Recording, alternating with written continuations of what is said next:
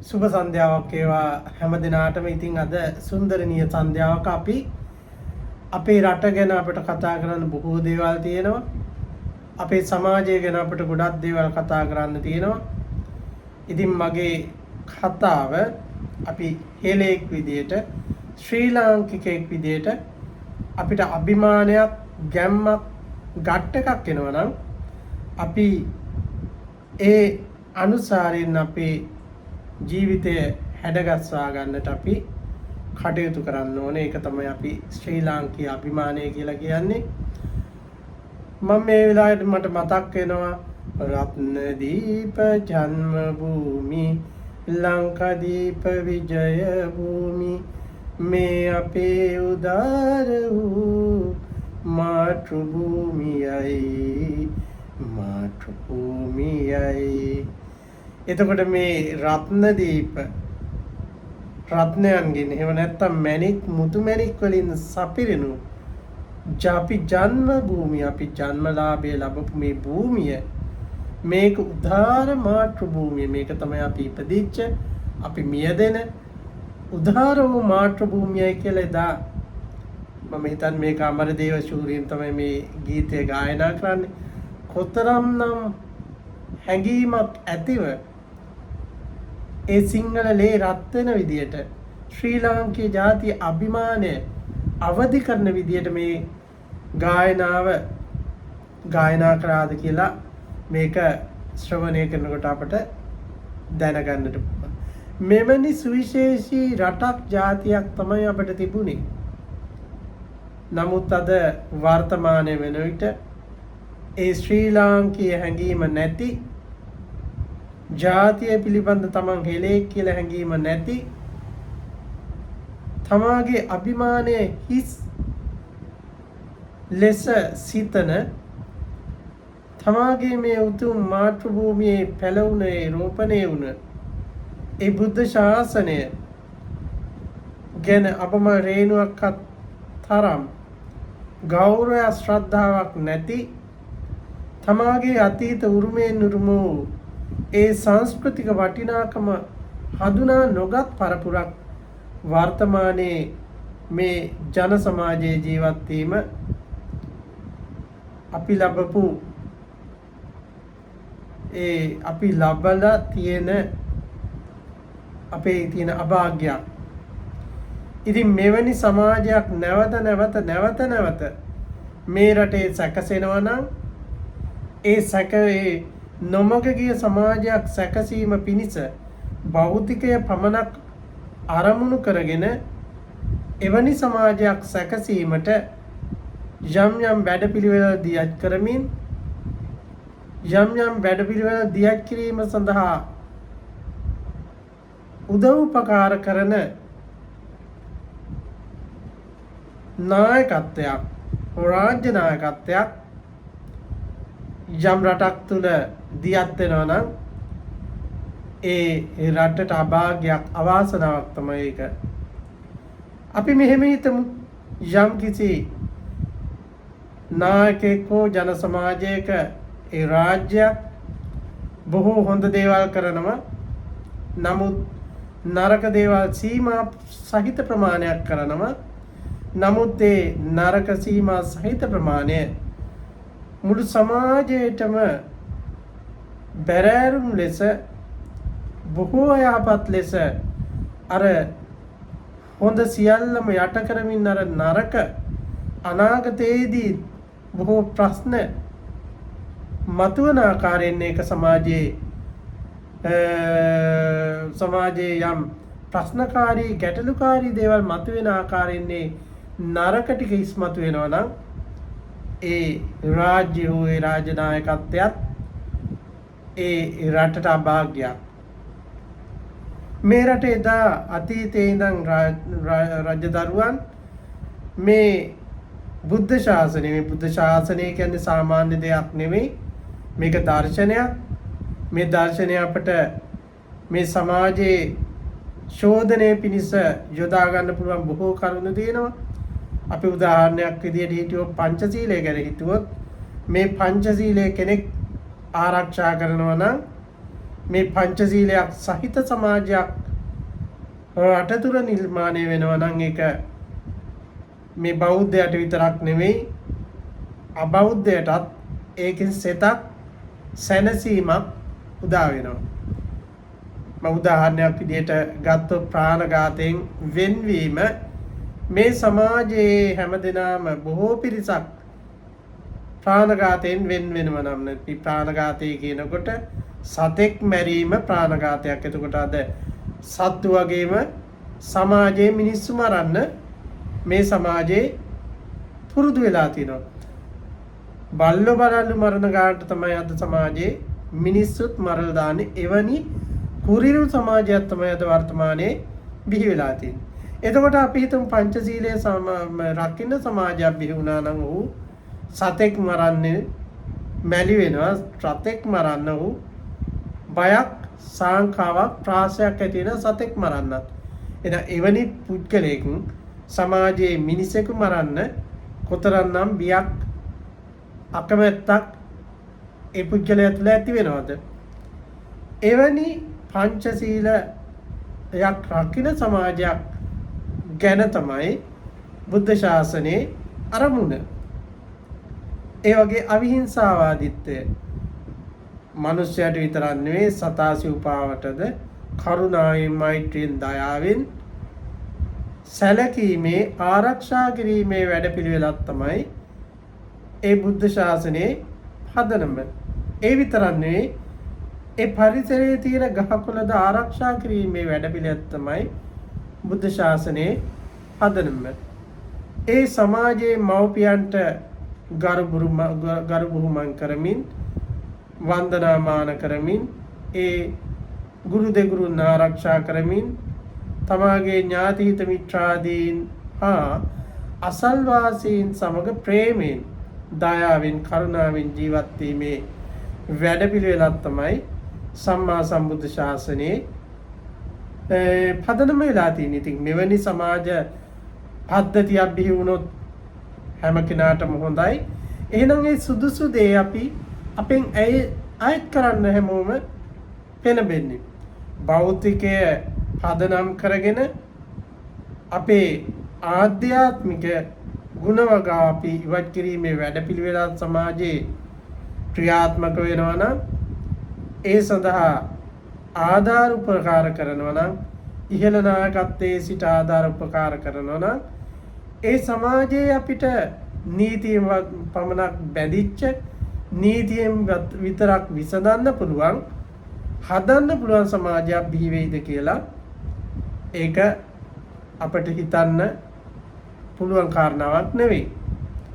දැන් මේට ප්‍රධාන හේතුව තමයි අපි දන්නවා සම්මා සම්බුද්ධ ශාසනය ඇසුරු කරගෙන සමාජයක් නිර්මාණය වුණොත් ඊට නායකත්වයක් ලබා දීලා ඒ ඉහළ නායකත්වයේ ධාර්මිෂ්ඨ ගමනක් යන ගමන් බුද්ධ ශාසනය ආරක්ෂා කරනවා නම් ඒ නායකයා දන්නවා ඒ බුද්ධ ශාසනයේ පදනම අන්‍ය ආගමුත් සහජීවනයෙන් අන්‍ය ආගම් සමග සහජීවනයෙන් සුහදතාවයෙන් කටයුතු කරන්න අන්‍ය ජාතීන්ටත් තමන්ගේ ජාතියමින් සැලකීම ප්‍රායෝගිකව පෙන්වීම අන්‍ය ආගම් වලටත් අන්‍ය ආගම් ශාස්ත්‍රඥයන්ටත් ගෞරවයෙන් සැලකීම එවැනි බෞද්ධ නායකයෙකුගේ ප්‍රධාන වගකීම. හැබැයි මේ භෞතිකය මූලික කරගෙන හැම දහමක්ම හැම ආගමක්ම සමානයි සිතමින් තමන්ට නුසුදුසු අපේ රටේ සංස්කෘතියට නුසුදුසු තමන්ගේ ජාතිය ගැන ගෞරවයක් අභිමානයක් හිතෙහි නැතිව මේ රට හෙළයාගේ කියන ඒ ආකල්පයක් නැතිව යමෙක් ක්‍රියා කරනවා නම් මේ රට දියුණුවක් වෙනව වෙනුවට සමාජයේම අයහපතක් සමාජයේ පරිහානියක් තමයි සිදුවෙන්නේ. අපිට ඒක වර්තමානයේ බොහෝ දුරට දකින්නට පුළුවන් වෙනවා. අපි දන්නවා අතීතයේ මේ බුද්ධ ශාසනය ඒ රාජ්‍ය නායකයින් අවභාවිතා කරමින් මේ බුද්ධ ශාසනයේ තියෙන ඒ සිරිත් විරිත් සංස්කෘතින් අවභාවිතා කරමින් බුද්ධ ශාසනයේ තියෙන තේමාවල් අවභාවිතා කරමින් උදාහරණයක් විදිහට මල් වට්ටියක් උස්සගෙන ඒ ප්‍රධාන පූජනීය ස්ථාන වලට ගිහිල්ලා ඒවා මාධ්‍ය වලින් ලබා දීලා තමා ඊටාම ගෞරවනීය බෞද්ධයෙක් විදිහට පෙන්නමින් වංචාව දූෂණේ නාස්තිය සිදු කරමින් මේ රටේ තරුණ තරුණියන් මරා දමමින් බොහෝ අකටයුතුකම් කරපු නායකයන් තමයි අතීතයේ සිටියේ. ඔවුන් මේ බුද්ධ ශාසනය අවභාවිතා කරමින් තම මහා බෞද්ධයෙක් විදියට පෙන්නමින් ඒ ජවනිකා රූගත කරමින් සමාජයේ නොමගයවමින් තිබිච්ච ජීවන රටාවක් තමයි අපේ රටේ අතීතයේ තිබුණේ. ඒ නිසා අපේ රට කෙමෙන් කෙමෙන් බංකොලොත් භාවයට පත් වුණා. රටේ වංචාව දූෂණේ නාස්තිය ඉහළ තලයේ සිට පහළ තලයේ දක්වා විකාශනය කරන්නට යෙදුණා, විකාශනය වෙන්නට යෙදුණා. රටේ මහජනතාව භීතියෙන් තැතිගැන්මෙන් තමයි රට තුළ ජීවත් වුණේ. ඒ වගේම රට තුළ මත්ද්‍රව්‍ය මත්කුසාගෙන් මේ තරුණ සමාජයේම වෙලා ගන්නට යෙදුණා. එහෙම අතීතයක් තමයි අපේ රටේ අතීතයේ තිබුණේ. ඉතින් මේ රටේ මහජනතාවට මේ සමාජ ව්‍යසනය දැකලා බොරු වලට රැවටිලා ඒ බොරු වලින් හෙම්බත් වෙලා මේ සමාජයේ සුභ සිද්ධිය, මේ සමාජයේ පරිවර්තනය බලාපොරොත්තුෙන් මේ රටේ ජනතාව අවුරුදු 5න් 5ට දින ගණන් කරමින් තමයි මේ රටේ මිනිස්සු ජීවත් වුණේ.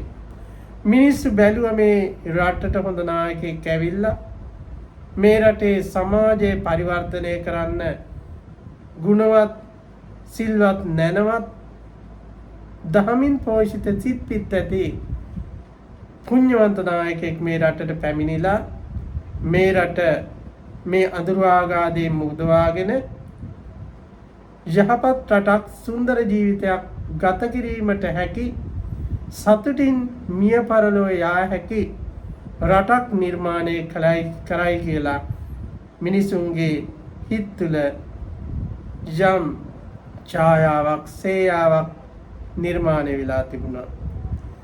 ඒ නිසාම තමයි මේ රටේ මේ වංචාව දූෂණේ නාස්තිය අවභාවිතාව බලාගෙන ඉන්න බැරිව මේ රට අඳුරු ආගාදයට ඇද වැටෙනවා බලන්නට බැරුව මේ ශ්‍රී ලාංකිකයන් වන සිංහල, දෙමළ, මුස්ලිම් ආදී හැම ජාතීන්ම එකතු වෙලා මේ සමාජයේ පරිවර්තනයට ඒ අඩිතාලම තැබුවේ.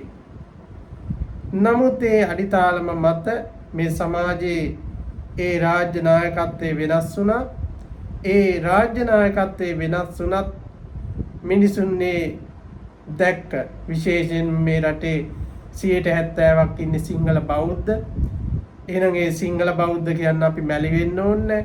එතකොට මේ බෞද්ධ ලේ තියනවා නම් ඒ හෙළ ජාන ලේවල කකියන එලේ කකියන ලේ රත් වෙන ගති පැවතුම් ඇති සිංහලෙක් නම් ඒ සිංහලයාගේ ප්‍රධාන අරමුණ උනේ මේ බෞද්ධ ආකල්ප මතින්, බෞද්ධ සංස්කෘතිය මතින්, අපේකම මතින් නැගී සිටින, අපේකම අවබෝධ කරගත් නායකත්වයක් මේ රටට පහළ වෙලා අපේ මේ ජාතිය අවදි කරලා ඒ වගේම අන්‍ය ජාතීන් සමග සුහදත්වයෙන් කටයුතු කරන, අන්‍ය ජාතීන්ද එකාමෙන් හැමදෙනාම සහෝදරයන් මෙන් එකට ඒකරාශී කරවන වැඩපිළිවෙලක් සහිත නායකත්වයක් තමයි මේ රටේ මිනිස්සු බලාපොරොත්තු වුණේ.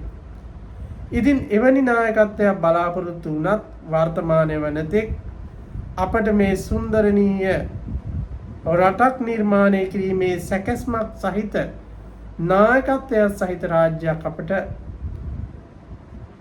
බිහි වෙලාද කියන සැකය වර්තමානයේ වෙන විට බොහෝ පිරිසකගේ හිතේ ප්‍රශ්නාර්ථයක් මතුවලා තියෙනවා. ඊට හේතුව තමයි අපි දන්නා මේ අපේ සිංහල කියමනක් තියෙනවා. ඒ කියන්නේ බෞද්ධ කියමනක් තියෙනවා. කරන දේ කියන දේ කරන ජාතියක් තමයි මේ සිංහල ජාතිය කියලා. හැබැයි කියන දේ නොකරන, කරන දේ නොකරන දේ කියන වහසිබස් දොඩන කතාවට පමණක් වචනයට පමණක් සීමා වෙච්ච වචන ඇති ඒ ජන සමාජයකින් හෝ රාජ්‍යයකින් හෝ නායකත්වයකින් මේ බලලෝභීත්වය මත බැඳුණු මේ බල මඩගොහරේ එරුණ නායකත්වයකින් මේ රට ඒ නිවැරදි දිශානතියක් සහිතව රට ඉදිරියට ගෙනියන්නට පුළුවන්ද කියන ප්‍රශ්නේ මේ සමාජයේ ප්‍රශ්නාර්ථයක් මතුවලා තියෙනවා. ඊට හේතුව තමයි තමන් ඉදිරිපත් කරපු වැඩපිළිවෙලට පරිබාහිර ඊට හාත්පසින් වෙනස් වැඩපිළිවෙලක් ක්‍රියාදාමයක් ඒ අතීතයේ කියපු කතා අමතක කරගෙන යනවා නම් ඒක මේ සිංහල ලේ ඇති සිංහල සාරධර්ම පදනම් කරගෙන ජීවිතය ගොඩනගාගත්ත නායකයෙකුගේ ලක්ෂණයක් වෙන්න බෑ. බොරු කියනවා නම් නැවත නැවත පුරුදු දෙනවා නම් තමන්ගේ ජාතියට ගෞරව නොකරන කෙනා, තමන්ගේ ආගමට දහමට ගෞරව නොකරන කෙනා මේ සමාජයේ සුභසිද්ධියට කටයුතු කරනවා කියලා අපට හිතා ගන්නට බෑ. අපිට මේ තථාගත සම්මා සම්බුදුරජාණන් වහන්සේගේ සුවිශේෂී වැඩපිළිවෙලක් තියෙන එවැනි වැඩපිළිවෙලක් මතින් බිහි වුණ සමාජයක් තියෙන මේ රටේ ඊට පරිබාහිර කවුරු හරි ශාස්ත්‍රවරයෙකුගේ වේවා එහෙම නැත්නම් කවුරු හරි දාර්ශනිකයෙකුගේ වේවා වැඩපිළිවෙලක් මතින් මේ රට හදන්නට යනවා නම් ඒක කිසිම වැඩකට නැති ඒක නිෂ්ප්‍රභාවන නිෂ්ක්‍රීය වෙන වැඩපිළිවෙලක් වෙනවා. මොකද අපිට තියෙන්නේ ඊටාම පෝෂණීය ගෞරවනීය